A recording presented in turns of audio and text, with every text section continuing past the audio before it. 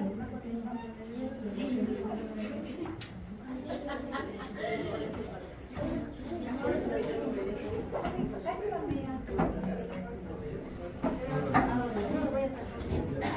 ya, perfecto. Listo, vamos a continuar.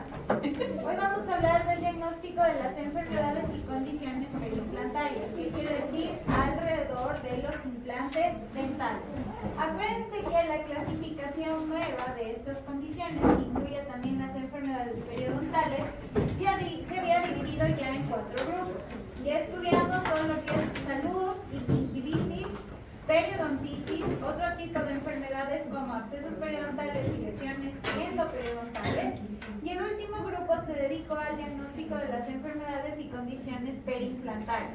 ¿Sí? Dentro de este grupo tenemos 4 subclasificaciones que incluyen la salud periimplantaria, la mucositis, que es lo mismo que una gingivitis alrededor de un diente natural, y la periimplantitis, que es una periodontitis alrededor de un implante dental. Pero hagan silencio, por favor. Pero adicional a eso, también se definen las deficiencias de los tejidos duros y blandos periimplantarios, antes de la colocación del implante y luego de la colocación del implante. Varias de estas deficiencias se pueden evitar si la planificación del implante dental es adecuada. ¿Sí? Entonces, cuando hablamos de salud periimplantaria, estamos hablando de la total ausencia de signos de inflamación alrededor de la mucosa periimplantaria. ¿Qué quiere decir? Ausencia de sangrado, eritema, edema. Como la posición del implante tiende a variar, no se puede definir un sondaje periimplantario específico para salud periimplantaria. Entonces, acuérdense que cuando yo planificaba la colocación del implante dental, yo que les decía, la plataforma debe quedar al menos 2 milímetros su crestal, porque siempre va a haber una remodelación a este nivel que va a hacer que se pierda hueso a nivel de la plataforma del implante dental. Sin embargo, son varios los estudios y las formas en cómo los clínicos colocan el implante dental que no tenemos un parámetro todavía estandarizado para decir hasta como en salud gingival, hasta 3 milímetros yo sé que hay salud o gingivitis, a partir de 4 hay una bolsa periodontal. Entonces, en ese caso solamente te vas a guiar de parámetros clínicos y radiográficos. Si yo veo que no hay pérdida ósea radiográfica mayor o igual, a 2 milímetros, estaría hablando de salud. Si alrededor del implante dental no hay inflamación, no hay edema, eritema, cuando hago sondaje no hay supuración, estaré hablando de salud periimplantaria, ¿ya? En este caso, el diente 11 es el implante dental. ¿Qué pueden observar clínicamente? Ya está rosadita la encía. Yo me atrevería a decir que quizá aquí sí hizo falta un poquito de injerto de tejido conectivo en la colocación para que no se vea tan grisáceo. ¿Logran ver algo aquí como grisáceo? Sí, probablemente se esté transparentando la región del implante en esa parte porque es un fenotipo un tanto fino. ¿Sí? Entonces, ¿cómo ven la rehabilitación? ¿Cómo está esa corona?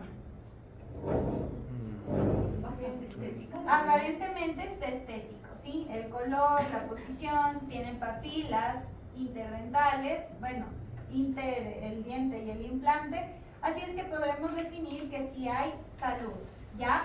Ahora, cuando esas condiciones se van a ver alteradas, estamos hablando de otra condición que se llama mucositis periimplantaria. Lo que ven ahí son los aditamentos protéticos sobre los que se sostienen las coronas de los implantes dentales. ¿Qué les llama la atención en esa fotografía? Inflamación. Ya, ¿por qué inflamación, Pauleta? ¿Qué ves? Y el color también, está diferente al color de... Ajá, pero ¿por qué inflamación? Me dices por el color, ¿por qué más? Ya, esto que se ve aquí es un injerto. Luego de que se coloca un injerto, la cicatriz se ve así, ¿sí? En este punto se puede observar que luego de la colocación del implante, quizá antes les faltaba tejido queratinizado, sacaron un injerto del paladar y lo colocaron ahí. Por eso se ve así. No sé si logran ver como un parche que se colocó encima, toda esta parte. Sí, no es igual que acá. Entonces se sacó el injerto y se colocó en esta región porque netamente toda esta parte estaba cubierta de mucosa. Y que les dije, para poner un implante dental debo tener tejido queratinizado, mucosa perimplantaria y hueso adicional. Pero miren, a pesar de eso se ha desarrollado mucositis. ¿Por qué creen? Exacto, por la falta de higiene del paciente, ¿sí?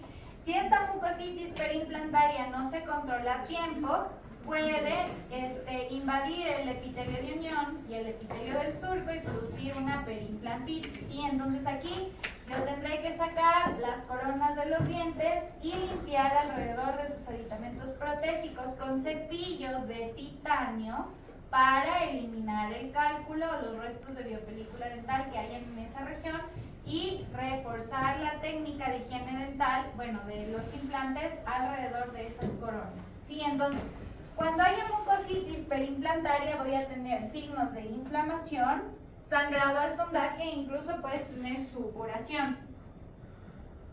¿Sí? Muy bien, entonces es diferente en cómo se ve la mucosa perimplantaria en esta región a diferencia de cómo se ve en salud.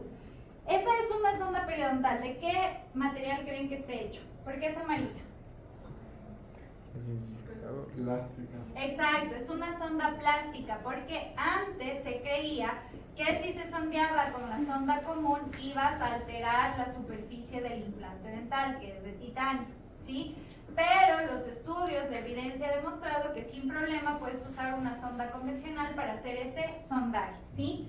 Ahora, si queremos tener más o menos un parámetro para decidir si hay o no perimplantitis sin necesidad de tomar una radiografía o sacar la corona del implante, vamos a determinar que hasta 5 milímetros es lo que debe haber de sondaje perimplantario, ¿sí? Si se superan esos 5 milímetros, es decir, de 6 en adelante, ya estamos hablando de una perimplantitis, ¿ok? Entonces, salud, no va a haber edema, no va a haber eritema, no va a haber aumento de volumen, no va a haber sangrado, no va a haber supuración y puedes sondear máximo hasta 5 milímetros, ¿sí? Cuando tengo mucositis perimplantaria ya tengo aumento de volumen, edema, eritema, sangrado, supuración, pero me sigo manteniendo hasta los 5 milímetros. Cuando hay perimplantitis, miren, ya tengo pérdida ósea, una pérdida ósea vertical. Por lo tanto, al momento en que yo haga el sondaje, ya tendré una profundidad de sondaje mayor o igual a 6 milímetros. ¿Sí? En periodontitis es mayor o igual a 4. En perimplantitis mayor o igual a 6. ¿Qué ven en esa radiografía? Absorción. Reabsorción ósea, ya hay un defecto vertical. Y ahora que levanté mi colgajo, ¿se ve el implante dental? Sí. Cuando el hueso debería colocarse a este nivel, miren cuánto ya se ha reabsorbido. ¿Sí? En este caso, yo levanto un colgajo, limpio con el cepillo de titanio que les comento, desinfecto esa región y posteriormente coloco un injerto, ¿sí? Para devolver la arquitectura normal que debió tener ese implante desde el primer momento en el que se colocó, ¿ok? Entonces, cuando yo hablo de perimplantitis, voy a hablar de edema, eritema, aumento de volumen, puede haber supuración, puede haber sangrado, pero la profundidad al sondaje perimplantario va a ser de 6 milímetros en adelante y va a haber pérdida ósea mayor a 2 milímetros alrededor de ese implante dental. Ahora les pregunto, ¿en salud puede haber pérdida ósea? Sí, pero de máximo 2 milímetros, que constituye el remodelado óseo durante la osseointegración. En mucositis puedes tener pérdida ósea máximo de 2 milímetros. ¿Creen que ahí hay 2 milímetros de pérdida ósea? No, hay mucho más. Entonces, exacto, una pérdida ósea de 3 milímetros en adelante, perimplantitis. Este sondaje alrededor del implante mayor o igual a 6, perimplantitis. Y los signos clásicos de la inflamación. ¿Sí? Esos cepillos que usted dice de titanio son exactamente de titanio, tienen las cerditas de... Sí, ajá, son las cerditas de titanio. Puedes limpiar con el ultrasonido convencional, pero sí puedes rayar la superficie del titanio del implante. Entonces, de preferencia, Si ya vas a hacer una desinfección completa, usa cepillos de titanio. Y se Sí, son colocan de en el titanio. botón. Sí, exactamente, solo que son desechables. Tienes que pedirlos exclusivamente a una casa comercial que venda injerto de hueso, implantes dentales. Ajá. Muy bien. ¿Hasta aquí tienen dudas o preguntas? ¿Está clara esta parte? ¿Sí? Esto viene en el examen, por si acaso. Y en la prueba del jueves les voy a tomar 2 casos clínicos y ustedes determinarán si hay salud, mucositis o implantitis. ¿Ok? Si yo les pongo una radiografía con esas condiciones y las opciones que les pongo en el examen, a veces la vida es solo sentido común, les juro. No hay que complicarse tanto. Si les pongo esa radiografía tal cual, y les pongo las opciones de salud, periodontitis, mucositis o perimplantitis, ¿por qué me ponen periodontitis? Si les pongo un implante dental. Y les digo porque ya me ha pasado. ¿Por qué si les estoy diciendo alrededor del implante se ha perdido hueso y las opciones son periodontitis? Porque no podía creer que puedan poner esa opción. Si les estoy poniendo un implante, ¿por qué ponen perimplantitis? Si no estoy hablando de dientes, ¿ya? Si les estoy poniendo una radiografía, ¿sí? Y están viendo que hay más de 2 milímetros de pérdida ósea, ¿por qué ponen que hay salud? ¿Por qué ponen mucositis si hay pérdida ósea? Más de 3 milímetros en adelante. Entonces, también es sentido común. Si les pongo la radiografía de un implante, obviamente el diagnóstico no va a ser gingivitis, no va a ser lesión endoperio, no va a ser absceso periodontal, va a ser una alteración que esté afectando el implante dental, ¿ya? Entonces, mucho sentido común en esa parte, ¿ok? ¿Hasta aquí tienen dudas o preguntas? ¿No? Muy bien. Aparte de esas 3 categorías, dentro de este cuarto grupo se describen deficiencias de los tejidos duros y blandos alrededor del implante dental. Entonces, por ejemplo, antes de la colocación de estos implantes dentales solo había mucosa, ¿sí? Porque probablemente las extracciones que se hicieron en esa región fueron tan agresivas y hace tanto tiempo que se perdió hueso y se perdió encía durante la cicatrización. Por lo tanto, como método de prevención, primero hicieron ese injerto de tejido blando para que alrededor del implante haya mucosa perimplantaria, es decir, tejido queratinizado. ¿Qué pasa nuevamente, como les decía en un inicio, si tú te golpeas con el cepillo dental a este nivel que en la encía? ¿Dónde te va a doler más? Exacto, donde no está queratinizada. Imagínense un implante dental, la corona, cepillarlo alrededor de pura mucosa. El paciente, por más constante que quiera hacer en higiene, no lo va a hacer porque se va a lastimar y le va a doler. Y peor si usa un cepillo de cerdas duras. Ya, entonces de ley necesitamos, por higiene y mantenimiento de esos implantes, la cantidad adecuada de tejido queratinizado alrededor de ese implante, lo que es encía en dientes naturales, pero alrededor de un implante dental la encía se conoce como tejido perimplantario, mucosa perimplantaria, porque si somos objetivos, al final la encía sigue siendo una mucosa, pero de tipo masticatoria. Las demás son mucosas de revestimiento. ¿Sí? Listo, muy bien. Entonces, estos autores definen deficiencias de tejidos duros y blandos alrededor de implantes porque te están haciendo consciente de que antes de colocar el implante dental debes tener cantidad de tejido queratinizado suficiente, cantidad de hueso suficiente. De nada va a servir que mi implante dental esté totalmente colocado de forma adecuada y rodeado de hueso si no tiene encía que lo proteja, ¿sí?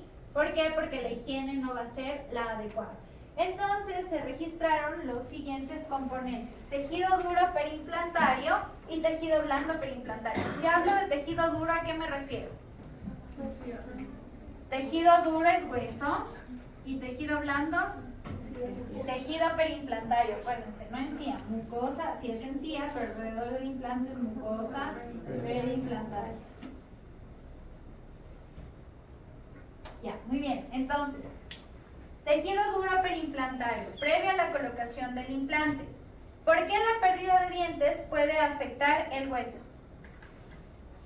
¿O qué casos se imaginan? ¿En qué casos puedes perder hueso si se pierde un diente? Exacto, en un accidente, un traumatismo, te golpeaste, perdiste toda la cortical vestibular, se reabsorbe la encía y obviamente se avulsiona el diente. ¿Qué otro caso? Cuando el paciente pasa mucho tiempo dentro, también puede haber una resorción. Exactamente. Lamentablemente el paciente no tiene dinero suficiente para una rehabilitación inmediata, se espera un poco, no le importa estar sin dientes en esa región, pues lamentablemente se reabsorbe el hueso y la encía. ¿Qué más? Una extracción traumática que hagan, ¿puede llevarse hueso? Sí, Por claro. supuesto que sí, y encía también. Entonces hay que tratar de ser lo más conservadores cuando se haga una extracción dental, sobre todo si el paciente quiere colocarse implantes dentales, para que no se lleven ese hueso que es tan importante, así como la encía. Trauma por extracción dental, lo que les estoy diciendo, son muy toscos, muy agresivos para hacer la extracción, que incluso se pueden llevar cortical ósea. O son dientes que tienen tratamientos de conducto de hace años y se anquilosan, y es más complicado que puedas hacer una extracción fácil sin llevarte cortical. Periodontitis, ¿por qué? Absorción de hueso. Exacto, por la reabsorción ósea que produce la enfermedad. Infecciones endodóncicas, un absceso periapical. Sí, un absceso periapical no tratado también se puede llevar parte de las corticales, ¿sí? Fracturas radiculares longitudinales por algún tipo de traumatismo también. Traumatismo, como ya hablamos, altura del hueso en el maxilar posterior. Área del piso sinusal, ¿por qué? Acuérdense que en la región posterior, a nivel de los 6, tenemos el reborde óseo. Si yo hago la extracción dental y pasa mucho tiempo de esa extracción, el seno maxilar se va a neumatizar porque se va a reabsorber hueso. En estos casos yo no puedo poner un implante dental porque no tengo suficiente altura ósea para que quepa ese implante dental, ¿ok? ¿Qué pasa si yo tengo este caso y decido colocar aquí un implante? ¿Qué pasa? Va a fracasar y al paciente le va a dar una sinusitis. Va a fracasar, pero el implante se va a venir acá, al seno maxilar. No vas a tener resistencia porque aquí está la membrana de Schneider y literalmente es como que quieras perforar un globo, por ejemplo, ¿sí? De tanta presión, obvio no se va a mantener el tornillo, el implante, y se va a ir al seno maxilar. Y si se va al seno maxilar, ¿qué pasa? ¿Qué pasa si se queda ahí en el seno maxilar? ¿Lo puedo dejar ahí el implante? No, en ese caso hay que hacer una cirugía más invasiva para que el cirujano maxilofacial haga la extracción de ese implante dental. Lo mismo pasa en la nariz. Se han encontrado hasta implantes dentales, aunque no me lo crean, en la base de la órbita. ¿Ya? Entonces, mucho cuidado. Por eso la importancia de la planificación. Enfermedades sistémicas, ¿en qué caso de tejido duro preimplantario? Por ejemplo, tratamiento con bifosfonatos que altera la mineralización y la anatomía del hueso. Ahora, esto previo a la colocación del implante. Por eso la importancia de la anamnesis, la planificación antes de colocar el implante. Tejido blando perimplantario. Pérdida de dientes. Si se pierde un diente, se retrae la encía y al mismo tiempo el hueso. Enfermedad periodontal también. Hay reabsorción ósea y por lo tanto también va a haber pérdida de encía. Enfermedades sistémicas exactamente igual que con los bifosfonatos. O por ejemplo, un carcinoma de células escamosas que produjo un tumor grande en cierto maxilar, o por ejemplo un ameloblastoma que lamentablemente necesita una resección completa. Y obviamente en ese sentido no le puedes decir al cirujano maxilofacial, por favor, sé lo más conservador posible, porque cuando hay un tumor tienes que hacer una eliminación completa, incluso 1.5 más allá de los límites que tiene ese tumor. ¿Ya? Entonces, en ese sentido, si el paciente tuvo un ameloblastoma e incluso se hacen hemimandibulectomías, donde tienes que quitar incluso la mitad del maxilar, no son condiciones para poder colocar implantes dentales, ¿ok? Entonces siempre la planificación es importante antes, durante y después de la colocación de ese implante dental. Ahora, está clara la parte de cómo deben conservar los tejidos antes de la colocación del implante. A un paciente paciente que sufrió un accidente de tránsito y perdió toda la cortical vestibular, que está por acá, el hueso remanente, y ya no tiene básicamente encía y solo mucosa, ¿le ofrecerían implantes dentales? No, la regeneración en altura y grosor es muy compleja en esos casos y es zona estética, ¿sí? Entonces buscaría la manera de poder planificar otro tipo de tratamiento para poder solventar esas demandas que tiene el paciente. Muy bien, ¿hasta aquí dudas o preguntas de esta parte? Dime. Profe, en ese caso que justo acabo de mencionar, ¿no hay alguna forma para de paso reconstruir todo lo de aquí? Sí, verás, los cirujanos maxilofaciales utilizan ya medidas mucho más complejas de regeneración. Por ejemplo, un implantólogo oral, en Chile hay una especialidad que se llama implantología bucomaxilofacial. No sé si han escuchado hablar de los implantes zigomáticos. Son implantes súper largos cuando ya se ha perdido full reborde óseo que se anclan acá al zigoma, de esta manera. Que son metálicos o de Sí, titanio. exactamente, de titanio, pero son larguísimos. O sea, los colocas desde aquí y se anclan aquí justo en el zigoma, ¿ya? Y se colocan en la parte posterior y generalmente están diseñados para hacer sobredentaduras completas. Yo, por ejemplo, como implantóloga no hago eso porque generalmente lo hacen los maxilofaciales. Ya estaría invadiendo regiones que yo no tengo experticia en esa parte. O por ejemplo, el implantólogo bucomaxilofacial formado en Chile porque tienes ese grado de especialidad allá, puede hacer sin problema ese tipo de colocación de implantes dentales. Entonces, por ejemplo, para poder, en la región anterior, digamos que el paciente sufrió, el reborde debería estar a este nivel, pero por el accidente se perdió todo esto.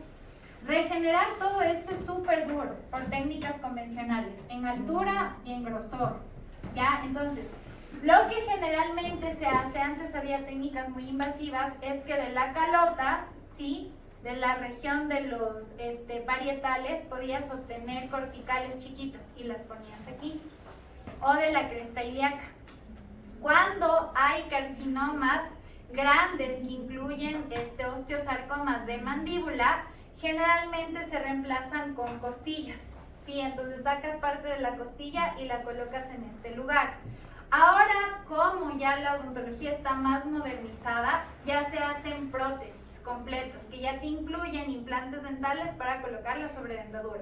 Pero este tipo de cirugías ya las hace un maxilofacial, ¿sí? O hay una técnica de Curie, porque fue el doctor el que la desarrolló, en que sacas una parte del cuerpo de la mandíbula de la región posterior, la divides en dos, pones una tablita acá, otra acá y la llenas de hueso granulado de origen bovino o equino y regeneras esa parte, esa región.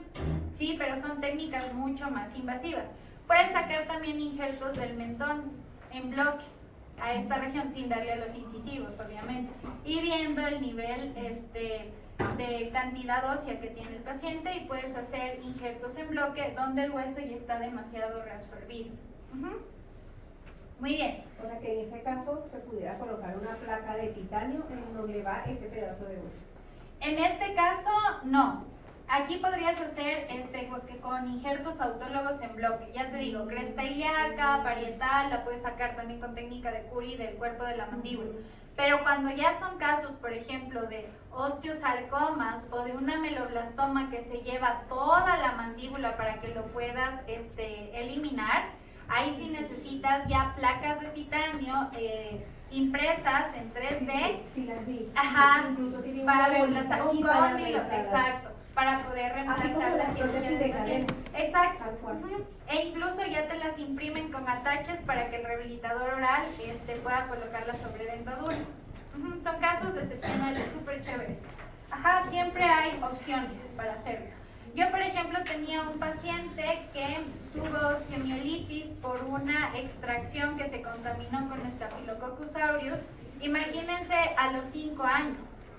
Y a los 5 años tuvieron que eliminarle toda la mitad de la mandíbula. Y tuvieron que esperar a hacerle una cirugía decente hasta que terminó el crecimiento y le colocaron parte de la costilla.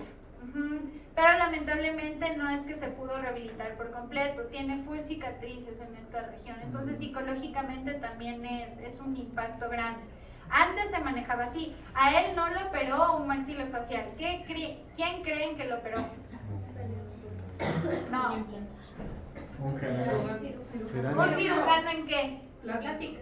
Un traumatólogo lo operó, no fue un maxilo. Un traumatólogo. Ajá.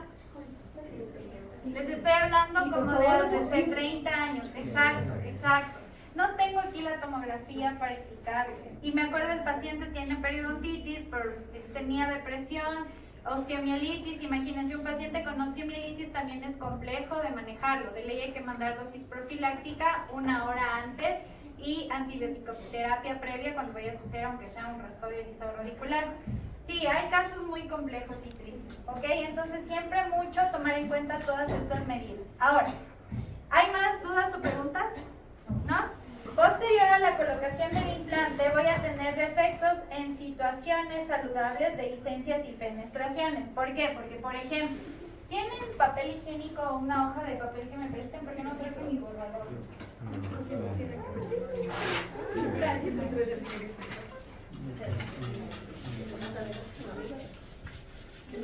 Ya, entonces, ¿qué era una dehiscencia? ¿Qué era una fenestración? Eso sí les digo. A ver, no entiendo. ¿Qué era la dehiscencia? La dehiscencia era cuando faltaba huesito en la parte cervical. Ya, coronal, bien. ¿Y la fenestración? Exacto, muy bien. Tienes una parte coronal de huesito, una ventanita. Ya, entonces, si después de la colocación del implante yo coloqué, este es el hueso, se supone que el implante dental debe ir rodeado completamente por hueso, ¿están de acuerdo? Ahí, ¿no es cierto? Y luego coloco el aditamento protésico y la corona del implante dental. Pero ¿qué pasa si al momento de colocar el implante dental no hice una buena valoración y coloqué, y les juro que hay culpas, así que, bueno, y coloqué el implante así? Tenía toda la cantidad de hueso acá, pero me fui así, el hueso quedó aquí. ¿Qué pasa? Y aquí está cubierto por mucosa preimplantaria. ¿Qué pasa ahí? Exacto, ahí se formó una dehiscencia perimplantaria a propósito por una mala colocación y una mala planificación. Puede pasar, no les digo que todos somos expertos en colocación de implantes, sobre todo cuando son casos complejos. Si ya te está pasando eso, tú regeneras aquí, colocas injerto, colocas hueso, una membrana y esperas a que se regenere. Pero retiro el implante. no, sobre el implante dental, porque te puede pasar en cambio que tienes un reborde súper delgadito y a propósito se te va a fenestrar, porque te va a quedar así. Entonces, en este caso, esa es una regeneración ósea guiada, tu membrana y suturas acá la encía. ¿Ya? No importa. Cuando tienes un reborde muy delgado y el paciente no quiere hacerse cirugías previas, lo puedes hacer y se regenera sin problema la fenestración. Tampoco se te puede fenestrar toda la longitud del implante. No. Pero, por ejemplo, si tienes buen reborde y te vas así, eso sí ya es una iatrogenia, porque no planificaste. ¿Ya? Sin embargo, en estos casos puedes regenerar y con el tiempo se forma la cortical en esas cuerdas expuestas y se perdió la dehiscencia. Pero van a haber casos que se mantienen así y no les importa y lo rehabilitan hacia el paciente. A largo plazo, ¿qué va a pasar? Como no tengo hueso, perimplantitis, y si aparte lo cargas oclusalmente, ese implante va a fracasar, ¿ya? Entonces, defectos en situaciones saludables que no contemplaste ni tampoco, perdón la expresión, te dio la gana de solventar, ¿ok? Mal posición del implante, lo mismo, exactamente igual. ¿Sí? No, y si yo sé que yo me fui muy hacia vestibular. Todavía no pones el implante, solo prestas. Sí, ya lo coloqué y ya sé que metí la pata. Ya, lo sacas. Lo saco contra y lo redireccionas. Pero no lo reubicas, te toca volver a fresar, porque por ejemplo, porque puede pasar. Incluso con guías te pasa eso. Ya, tú empiezas a fresar, ¿no es cierto? Entonces, primera fresa te va a quedar más o menos ahí. Segunda fresa te vas ampliando, tercera fresa, pa. El hecho quirúrgico lo hiciste súper bien, pero al momento de colocar el implante te queda acá, así. A pesar de que fresaste acá. ¿Qué pasa? Contra torque lo sacas y ya te angulas bien y lo colocas aquí. En ese mismo momento. Ajá. Pero si estás consciente de que hiciste todo mal y aparte lo rehabilitas, ahí sí estás mal de la cabeza y no tienes ética profesional. Muy bien. La perimplantitis se puede producir a pesar de que hayas colocado el implante en buenas condiciones y adecuadamente, con buena, ¿me ibas a preguntar algo? ¿No? ¿Tú? Sí, tengo una pregunta, digamos, al momento de que quitamos el implante, o sea, contra torque no pasa nada, o sea, si lo volvemos a meter. No pasa nada. No se contamina, no, porque estás trabajando supuestamente en un medio quirúrgico aséptico. Ajá, muy bien. Entonces, perimplantitis, pudiste haber colocado el implante de la mejor manera, pero no le explicaste al paciente que debe ir a fases de mantenimiento. Tu rehabilitación fue mala, sí, pudiste haberlo colocado bien, pero la rehabilitación fue mala y hay varios factores que pueden desarrollar esta enfermedad. Ya, pero el más importante, la biopelícula dental. Sobrecarga mecánica. Colocas un implante en la región anterior muy cortito y muy gordo, muy grueso. No es suficiente para esa carga oclusal, necesitamos algo largo. Necesitas también planificar adecuadamente. Enfermedades sistémicas, las mismas que consideramos acá. Tejidos blandos, altura de la papila. No voy a colocar un implante dental donde solo tengo mucosa, necesito encía alrededor de ese implante. ¿Cuál es el mínimo de encía que necesito alrededor de ese implante? ¿Cuánto creen? En ancho. Lo mínimo, Mari, y así arriesgándote demasiado, son 3. Ajá, pero si tienes más, muchísimo mejor. Si tienes menos, debes hacer primero el injerto o al momento en que colocas el implante, colocarlo junto con el injerto. ¿Sí? Falta de tejido queratinizado, muy similar de lo que estamos hablando. Grosor de tejido blando, lo mismo. Migración dentaria y cambios esqueléticos. Yo no voy a poner un implante dental en un niño de 11 años. ¿Ya? Ocurridos en el transcurso de la vida, justamente lo que les digo. O por ejemplo, un paciente que ya tiene un implante dental y quiere colocarse ortodoncia. Claro, vas a alterar la desintegración. Entonces hay que tener mucho cuidado y también planificación interdisciplinaria. ¿Ya?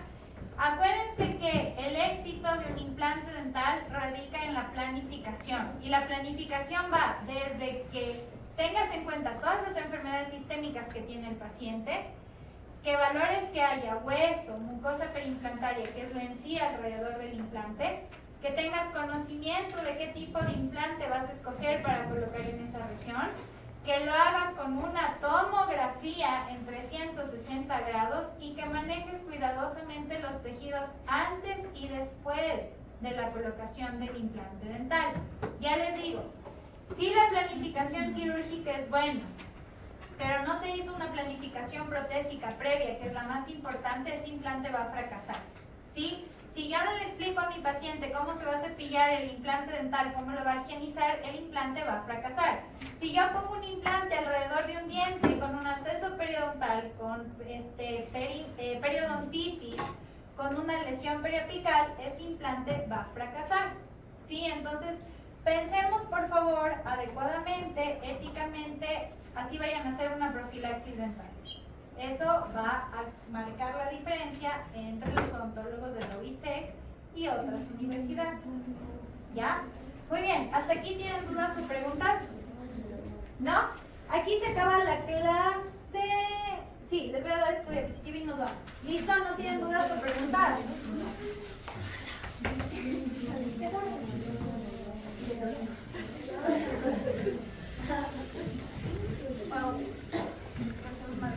Ya, a ver, entre los factores locales que pueden ocasionar estas deficiencias incluyen la periodontitis, ¿por qué? Porque pierdes tejido duro y blando a causa de la biopelícula dental.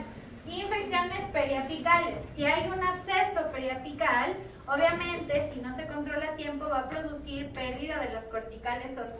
Fracturas radiculares, porque se puede producir también fractura de alguna cortical al momento en que hagas la extracción.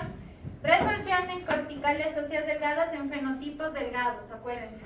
Trauma durante la extracción del diente. Si ustedes van a hacer un implante post-extracción, es decir, voy a sacar mi diente que ya no es viable y voy a colocar un implante, el alveolo debe quedar íntegro en todas sus paredes, ¿sí? Es lo único que se pide. Además de la neumatización del seno maxilar y enfermedades y condiciones sistémicas, así como la ingesta de medicamentos bifosfonatos, ¿sí? Las deficiencias del tejido blando incluyen a la recesión o dehiscencia de la mucosa preimplantaria, igual por pérdida del tejido queratinizado, y la falta de mucosa queratinizada y altura de la papila.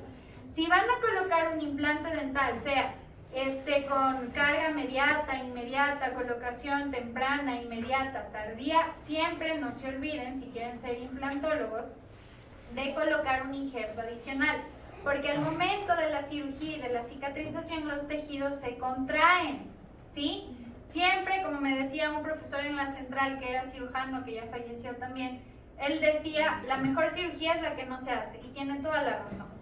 Sí, porque siempre el hecho de que vayas a hacer una incisión, suturar, levantar colgajo, ya estás produciendo inflamación. Y cuando la inflamación desaparezca en 3 a 5 días, por eso después de cada cirugía se manda INES, los tejidos se van a contraer. Por lo tanto, en región anterior voy a colocar el implante y siempre tejido blando, un injerto de tejido conectivo para evitar esa contracción absoluta. ¿Ya? ¿Dudas o preguntas? ¿No? Entonces, nos vemos el jueves porque tenemos prueba y terminamos.